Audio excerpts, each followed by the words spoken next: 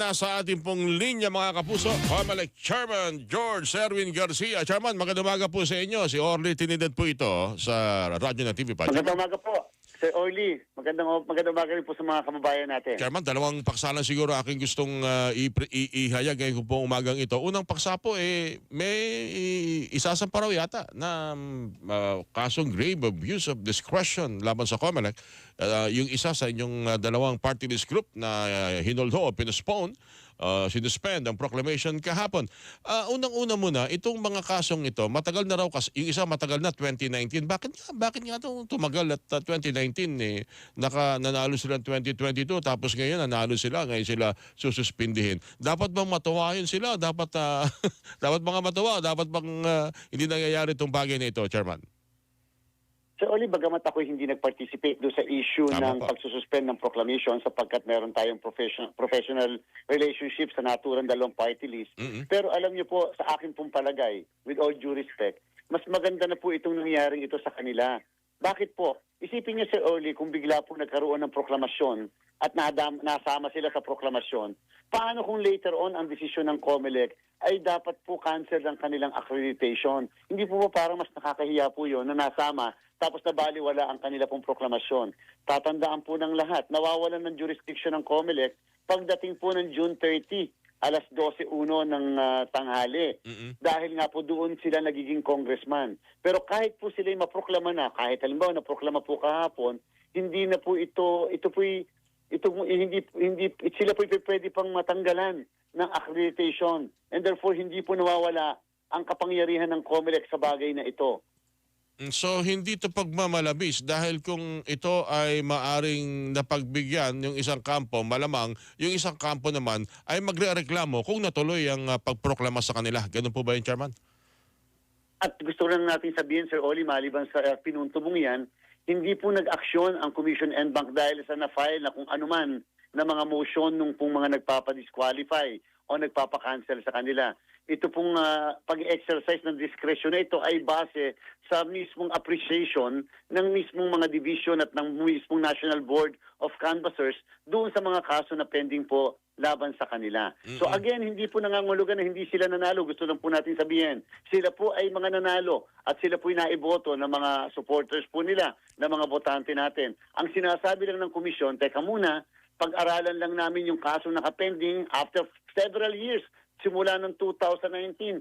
Sige, dapat ito talaga ma-resolve na. Kasi siyempre, yung bagong liderato naman natin, hindi naman namin alam yung kasong yon na matagal na. So, at least pagkakataon nito na i-resolve, sapagkat darating po ang panahon, they will always be hunted nung kaso na ito. Mumultuhin sila. Kaya dapat ma-resolve na po kaagad upang mawala yung agam-agam. Para kung talagang uupo, dire-diretso yung pag-upo bilang mga kongresista na nagre-representa ng party list.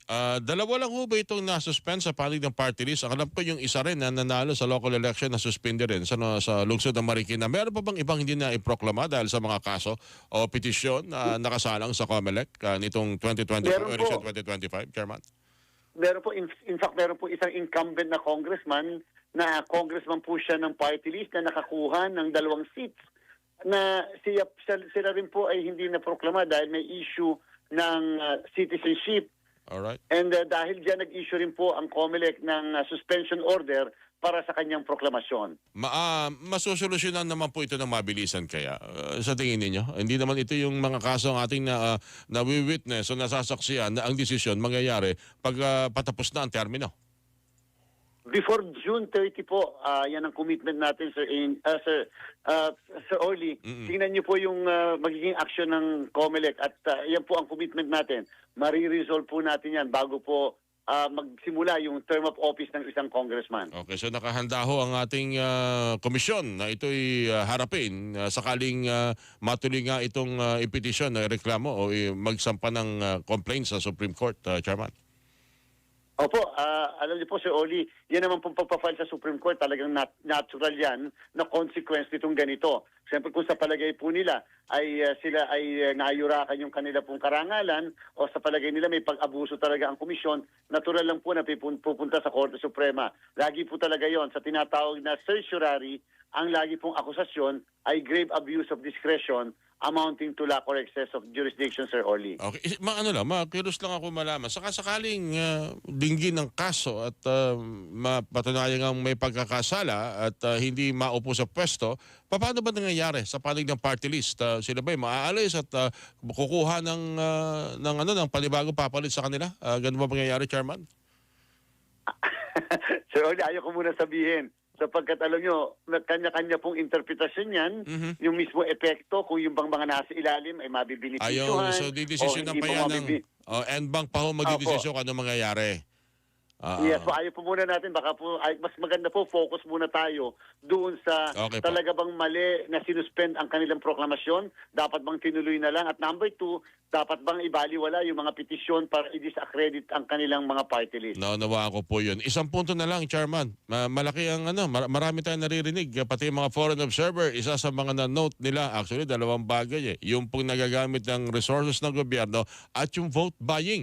Binanggit ninyo, mukhang kinakailangan magkaroon ng amendment sa ating Omnibus Election Code para masawataho itong problema ng vote buying. Yung mga nakapetisyon po sa inyo, yung mga nireklamo ho sa inyo, ano ho ang target ninyong yan ay madesisyonan, at kung sakasakali man may mga mapoproclaim na talagang masisibak ho ba, posible asahan yan sa darating na mga araw, Chairman?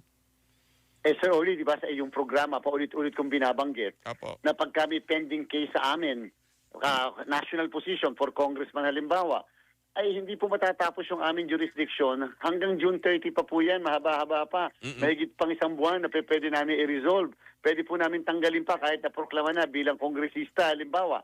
Lalo na po sa local position. Sa local position po, magmula sa gobernador hanggang sangguniang bayan, kasama ang mayor, vice mayor, vice governor, so only pwede po namin ibaliwala ang kanilang proklamasyon dahil may pending case sila na vote buying po sa amin na disqualification. At tatandaan po yun na dalawa ang epekto ng isang disqualification case. Disqualified ka na, may criminal case ka pa ng election offense. Sakaling kapusin ang June 30 na deadline at magtuloy-tuloy ang investigasyon at mapatunayan nga pong may vote buying na nangyari, mapapalitan po at maalis po sila sa pwesto tulad ng mga naging desisyon na po ng COMELEC, Chairman. Yes po, hindi po nawawala ang jurisdiction ng COMELEC. Kahit po nakaupo na sila, lalo't local na posisyon, pwede pa rin po namin ipatupad ang aming desisyon at pwede pa rin namin silang tanggalin. Pagka po nagkakaganon, usually kapag ang issue ay vote buying, ang pagpapalit ay sa pamamagitan ng tinatawag na succession.